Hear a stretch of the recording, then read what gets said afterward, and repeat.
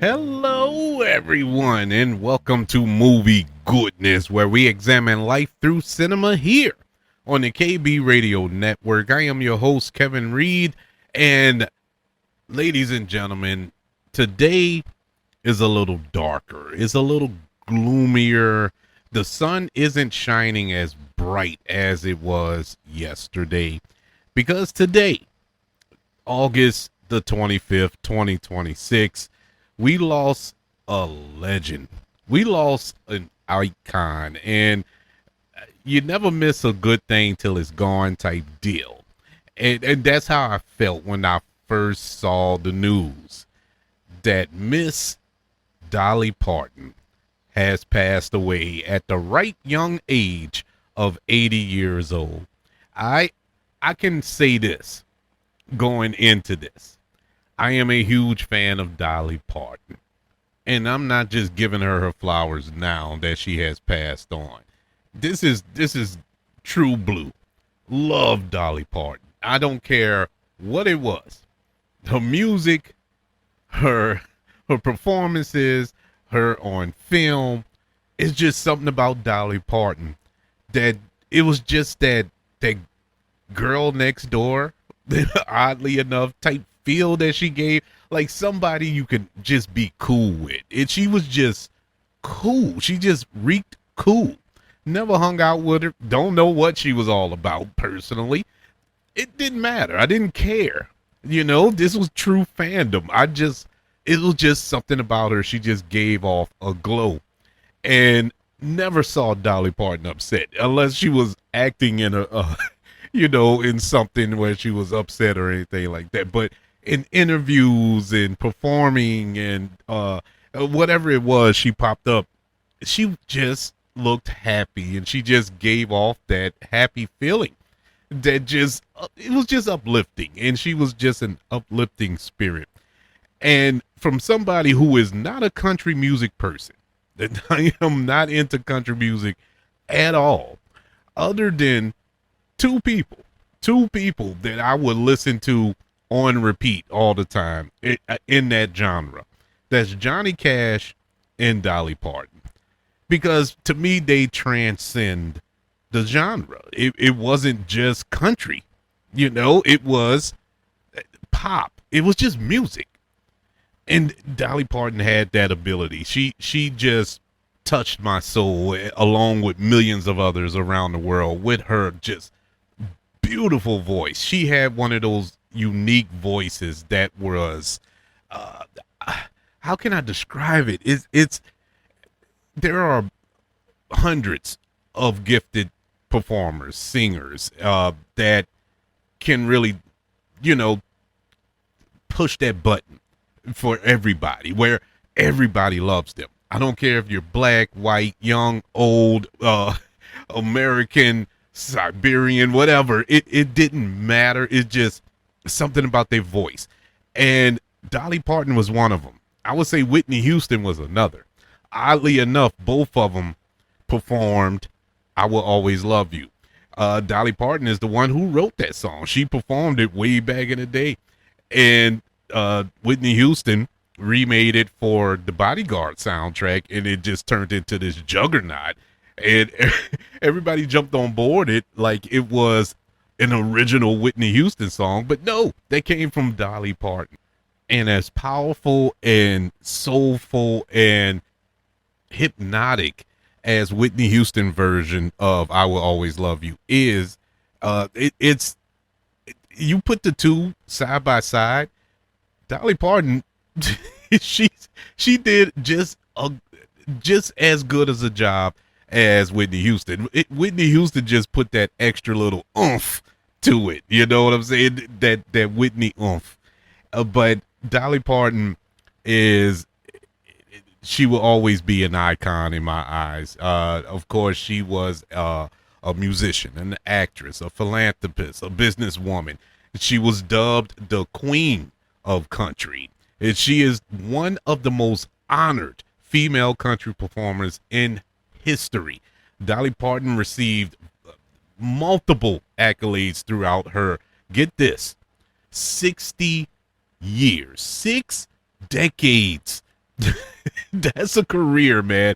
Some of those accolades include 11 Grammy Awards, 3 Emmy Awards, the Gene Herzog Humanitarian Award, along with nominations for not one, but 2 Academy Awards, 6 Golden Globe Awards, and a Tony. She wrote her very first song at the age of 6 years old and performed it regularly on TV at the age of 10 and made her first recording at the age of 11. She became a professional songwriter at the age of 16 years old. And after writing hits for other artists, her debut album, Hello, I'm Dolly, was released in 1967, beginning a career spanning 60 years and 50 studio albums. Dolly Parton composed more than 3,000 songs, which include the aforementioned I Will Always Love You, which is a 2-time U.S. country chart topper and an international hit for Whitney Houston that sold 40 million copies worldwide. My all-time favorite song, Jolene, from Dolly Parton. I love that song. I don't know why. It's just a deep song.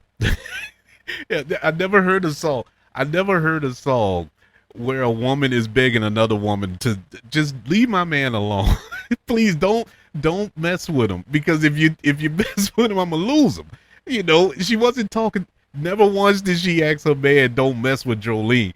She went straight to the source. She went straight to Jolene and said, "Please leave my man alone, because I know he's gonna go to you." You know, it just an awesome song, but sad but awesome at the same time. As an actress, she starred in the 1980 cult classic 9 to 5, which we're going to review at the end of this show, as well as The Best Little Whorehouse in Texas in 1982, and earned Golden Globe nominations for both of those films. She also starred in Ryan House, which I think co-starred Sylvester Stallone in 1984, Still Magnolias in 1989, which is one of my favorites from back then, Straight Talk in 1992, and Joyful Noise in 2012. With estimated sales exceeding 100 million records, Dolly Parton is one of the best-selling music artists of all time. Her music includes certified gold, platinum, and multi-platinum awards. 25 of her singles reached number 1 on the Billboard's country music charts, tying with Reba McEntire for the most by a female artist.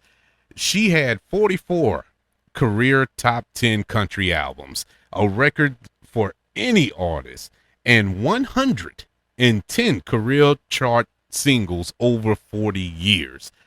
Her 49th and final studio album, Rockstar, was released in 2023, became her highest charting Billboard 200 album, peaking at number 3. I so happened to listen to that album, believe it or not.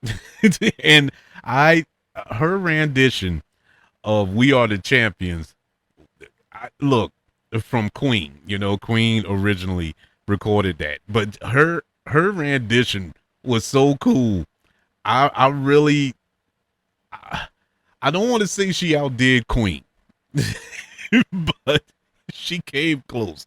Dolly Parton, with her voluptuous curves that she possessed, she had turned down several offers to pose nude in Playboy magazine, but she did appear on the cover in October of 1978, the issue where she's wearing a Playboy bunny outfit and complete with the ears and everything. But to a lot of men's chagrin, when you open up that issue, there was no you didn't get any dollies. And so that was as far as she took that.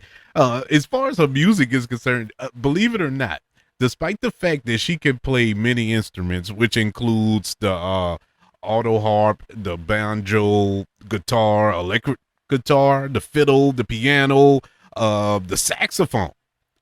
She couldn't read sheet music. If she didn't know how to read sheet music. and that is phenomenal to me. There's a lot of artists that does that, that can do that, but that's a God-given talent. That's when you know that you're given a God-given talent. You could just play by ear. It's not easy. If you think it's that easy, go pick up an instrument and just start playing. It's not easy. And she could do multiple instruments, or play multiple instruments without the benefit of sheet music. Another big thing from Dolly Parton, besides her breasts, was her philanthropy. And she was very, very dug in to helping others. And that's what made her more special than any other artist that I can think of, because that really, around the time when I'm growing up, that's what she was mostly known for. All of the things that she did for others, all of these foundations. One of them is a nonprofit organization, Dollywood Foundation, and that was to improve education outcomes among children in her home county in Tennessee. Among the foundation's early efforts was the Buddy program. In that program, 7th and 8th grade students paired with a friend and pledged to support each other in remaining in school and graduating from high school. Students who graduated received $500. The dropout rate among participating classes, it fell from 35% before she started that program to a 6% dropout rate. Unbelievable. Just that little effort. And the program encouraged the community to develop additional incentives to sustain the improvement of that statistic. One of the other programs was the literacy program, and that was called Dolly Parton's Imagination Library, as also a part of the Dollywood Foundation. And it was founded in honor of her father, who never learned how to read or write. And what that foundation did, or that program did, it mailed one book per month to each enrolled child from the time of their birth until they entered kindergarten. Over 1,600 local communities provide the Imagine Library to almost 850,000 children each month across the United States, Canada, the UK, Australia, and Ireland. That's how far it reached out. In 2006, Dolly Parton published a cookbook, Dolly's Dixie Fixin', Love, Laughter, and Lots of Good Food, with all proceeds going towards the imaginary or the Imagination Library. In February of 2018, she donated her 100 millionth free book, a copy of her children's picture book, Coat of Many Colors, to the Library of Congress in Washington, D.C., and was honored by the library on account of the charity sending out its 100 millionth book. For her work in literacy, Dolly Parton received awards, including the Association of American Publishers Honor Awards in the year 2000, Good Housekeeping Seal of Approval in 2001, and Parents as Teachers National Center Children and Family Advocacy Award in 2003.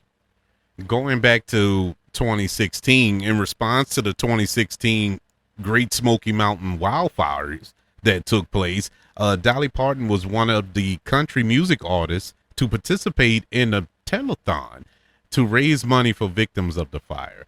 This was held in Nashville on December 9th. In addition, Dolly Parton hosted her own telethon for the victims on December the 13th and reportedly raised around $9 million for those victims.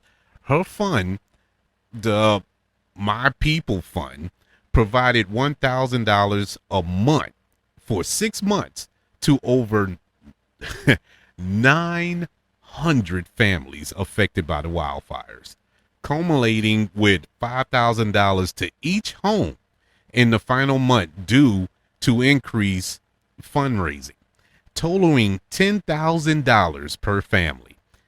In 2018, the FBI honored Dolly Parton for her wildlife aid, awarding her the 2018 Directors Community Leadership Award at a ceremony at the FBI headquarters. The honor was bestowed by the director of the FBI and was accepted by, on her behalf, because she was ill at the time and couldn't participate. In the aftermath of the 2024 Hurricane Helene, Dolly Parton announced a donation of $2 million in relief efforts, $1 million personally, and another $1 million through her various businesses and the Dollywood Foundation. This was an amazing human being. Dolly Parton, when you hear "put your money where your mouth is," "put up or shut up," that was Dolly Parton. She was real. She was a real one, man. That is real philanthropy. Now, sometimes you hear these stories about certain individuals who rip off charity funds and all this other stuff. It's sad. The money that's set aside to help people who are less fortunate or going through tragedies or going through hard times or whatever it is, and people are just ripping it off just to be greedy.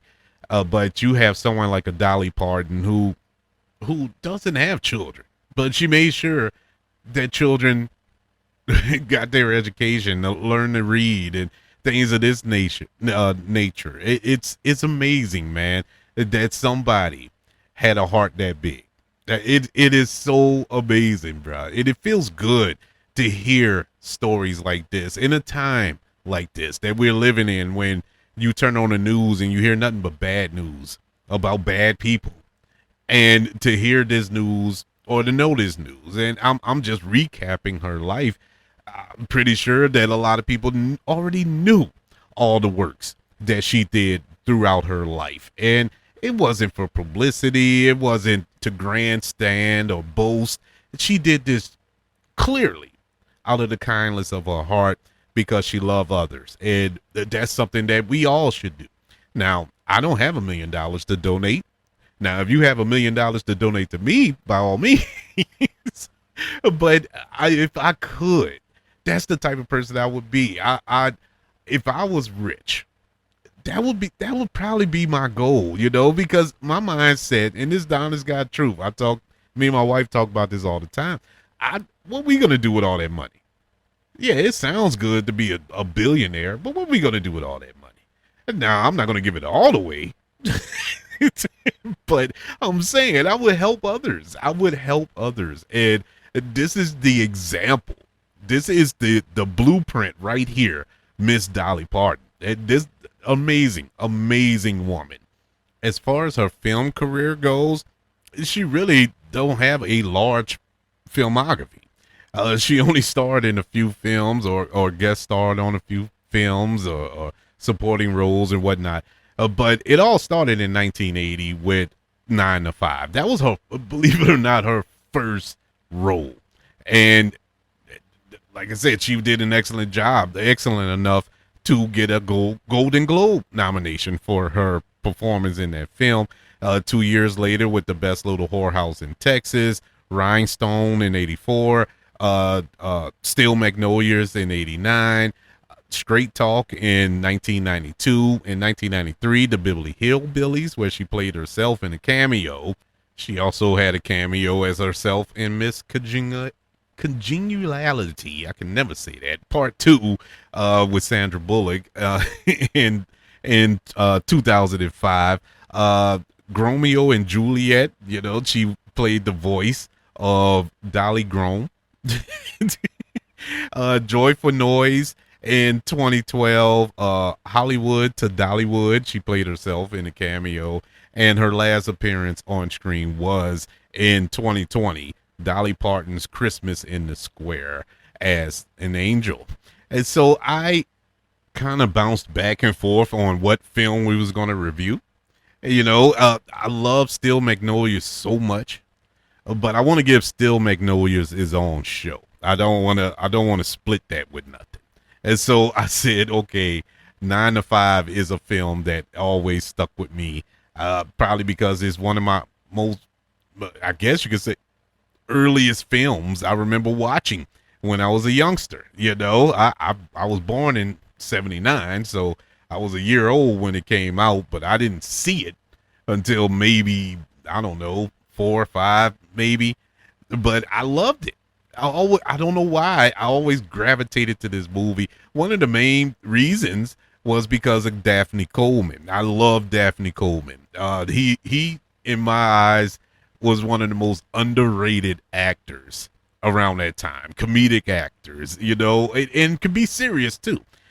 I've seen him in a number of different movies, and uh, me growing up and watching him, I just adored him.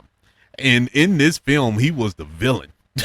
he played he played the most sexist, egotistical, hypocritical bigot you could ever imagine. Being I think he was the CEO or the vice president of the corporation or company that these three ladies were working at, and I just loved it. This was Home Alone before Home Alone. 9 to 5 came out in 1980. It is a comedy directed by Colin Higgins, and it stars Jane Foster, Lily Tomlin, and Dolly Parton, as well as Daphne Coleman. And along with Dolly Parton, I believe this was Jane Foster's first film or one of her first films. But they they came together in this film, all three of these ladies, and it tells the story of three working women who live out their fantasies of getting even with and overthrowing their company's egotistical, bigot, sexist vice president, played by Daphne Coleman. The film went on to gross $103 million, and it was set up as a star vehicle for Dolly Parton, who was already established as a well successful country music artist at the time, but it launched her permanently into the mainstream pop culture zeitgeist. The film spawned off a TV series that ran for 5 seasons. I barely remember that TV series. I think it wasn't that good. I do remember that. How it got 5 seasons, I don't know. And it also had a musical adaptation as well, with new songs written by Dolly Parton, and that opened on Broadway in 2009. 9 to 5 is 74th on the American Institute's 100 funniest movies of all time and has a 70% approval rating on Rotten Tomatoes. It is considered a cult classic. 9 to 5 is downright funny. Everything about this was just hilarious. Jane Foster was hilarious. Lily Tomlin is always hilarious. And Dolly Parton, you could tell she was the young pup on this set, but she held her own with everybody else. And she stood out the most, not just because of her, of course, her physique, but but she just stood out as a presence in this film because everybody else was, a hustling, bustling, seemed like a city folk type person. But here's this country girl with this thick country accent coming in there with the what would you call that hairstyle? A blonde afro type deal, curly fro. I don't know what her style was. Then she had so many throughout her life, but she just stood out. And my main takeaway from this movie that has never left in 6 years The main thing that sticks out in this movie that I've taken with me my entire life was women, was the fact that women deserve equality. Now, of course, this was the underlining message in this movie, rightfully so, but for it to resonate with a little toddler to, to the point I understood the message and it is stuck for all of these years with me says a lot about this movie. It really hammered home that message. And I know a lot of fellas who's listening right now is not gonna like what I'm about to say, but I mean, it's the truth. The truth of the matter is, these women and all women are just smarter than us. They are the backbone to everything. They're the backbone to these companies, corporations, and small businesses and households. They're the backbones. Without the woman, without a woman being in the forefront or in the background, whatever they are, pushing the man along or pushing the business along, because nowadays women are more independent, and God bless them for being that way. But if it's not for the woman, men would be in trouble, bro. We'll still be Neanderthals. We'll still be running around caves with with leather cloths over our genitals and beating rocks with a stick. That's where we'll be right now. We only here's the truth. Here's the truth. And I don't mean to go off on a whole tangent about this, but it's the truth. The only reason a man gets up in the morning and go to work is so they can make money to provide for their family, a la wife or a significant other. The only reason a man would go take a shower to smell good, put on cologne and deodorant and all this other stuff, so they won't smell bad around a woman. The only reason a man would dress up nice is to impress a woman. Everything we do is to please a woman. And so the mere fact that we treat women still to this day, and it's been since the beginning of time, we treat women less than, is sickening. It's sickening in a lot of ways. And I'm not afraid to say that, and I'm not just saying that to say that. It's the God's honest truth, because I have a mama, I have sisters, I have a wife, and I have daughters. And I can't imagine any man or anybody treating them less than, and me just accepting that. There is no way I can go through life feeling like, oh, well, they are women. No, you're not gonna let nobody treat your mama any type of way, your daughters any type of way. You want your daughters to be successful and have the same opportunities that any other boy, man, whatever have, so why treat them less than? And this movie, in this film, these women had to literally fight to get over on this complete idiot of a vice president who leans on the women, who he's a sponge and just soaks up their knowledge, their experience, and their expertise. In particular, the Lily Tomlin character, who is really the brains of the operation, but he's getting all the credit because he's the man. And it's sad to see. Like I said, what impresses me so much about this movie is the fact that I can remember all of that, all of those emotions, all of those feelings when I was 4, 5, 6 years old. Whenever it was, I watched this movie, and I was still peeing in my pants, but I could still relate to this movie and feel some type of way and feel like, man, women shouldn't be treated like they are in this film. And it stuck with me. And this is truly, it's not a guilty pleasure. It's a pleasure. I love this movie. I love Dolly Parton in this movie. I love everybody. Everybody in this film knocked it out the park. And It was a good little launching point for Dolly Parton. And you would think that she would have did more films, but that just wasn't her thing. She did some films, but every now and then she'll pop up in something. She'll pop up in Little Whorehouse in Texas or Steel Magnolias, stuff like that. But that's it. She would she stayed in her lane. She stayed in her lane, and she had her both of her hands on the steering wheel with a seatbelt on, never deviate, never veering off into something else. She knew who she was, and she stayed with it. 9 to 5 from 1980, starring the great Dolly Parton, Jane Foster, Fonda. I don't know why I was going Jodie Foster, but no. Jane Fonda and Lily Tomlin gets a letter grade of an A. Yeah, it is a cult classic, a true classic. It's a film that I often revisit.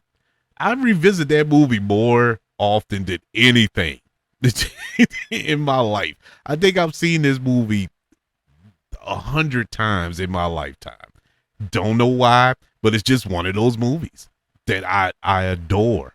I simply adore and will cherish, especially now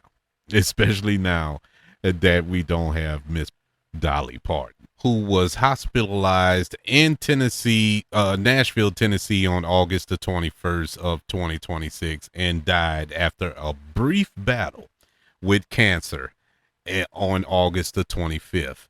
And she died at the young age of 80 years old. Yeah, man. Icon, legend, just transcending force. Just like I said to open up the show, I don't think I know a person, black, white, or whoever, who didn't love Dolly Parton, who didn't listen to a Dolly Parton song, who didn't. I mean, it didn't matter. Everybody knew Dolly Parton. And she was just that known. She was that embedded in pop culture that everybody knew who she was and everybody loved her. More importantly, you could be known, but you could be known for a lot of things. But Dolly Parton was always known for good things. And, she will be missed, deeply missed. But her 60 years on this planet, she definitely left a mark in so many different ways, whether it was the music, whether it was the movies, whether it was her philanthropy, whether it was Dollywood, whether it was, no matter what it was, she did her thing. She left a legacy, and may she rest in peace, Miss Dolly Rebecca Parton. I would like to know what was your reaction to the to the news of Dolly Parton passing away? Did it hit you hard? It hit me. And I know it's often said, oh man, this one hurts. When a artist or somebody passes away and you're a fan of them, oh man, this one stings. Oh man, this one hurts. We say it so often, and really don't. They all hurt. They all hurt. You don't want to see nobody pass away, and it's the truth here. This one hurt, and it's the God honest truth. It hurts because I truly was a fan. I truly did admire her, not just for what she did on the artist side of things, but on the humanity side of things. And she was truly a soul, bro. She was a good soul, an angel inside of a body built for sin. Oh, Dolly Parton, she will be missed. You can subscribe to the KBRadioNetwork.com website, where you can be notified of new episodes dropping, as well as previous episodes that's on the network. Don't forget about YouTube. Subscribe to the KB Radio Network channel and like this video if you don't mind. Don't forget about the 5 stars, the reviews, and sharing this show if you're listening on Apple Podcasts, Spotify, iHeartRadio, wherever you are currently listening to movie goodness here on the KB Radio Network. Everybody, thank you for joining me as we took a moment and remembered the legend, the icon, the queen, Dolly Parton. Want you all to know that I love you, continue to love everyone, and until we speak again, you all be blessed.